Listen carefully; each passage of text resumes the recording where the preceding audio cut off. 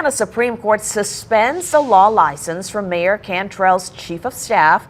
The Office of Disciplinary Counsel found in his private practice Clifton Davis misspent his client's money. It also found he practiced law when he was ineligible to do so and failed to cooperate with their investigation. Davis's law license was suspended for 1 year and 1 day. In a statement, Mayor Cantrell says Davis remains a trusted and loyal advisor and will continue to perform the duties of chief of staff moving forward.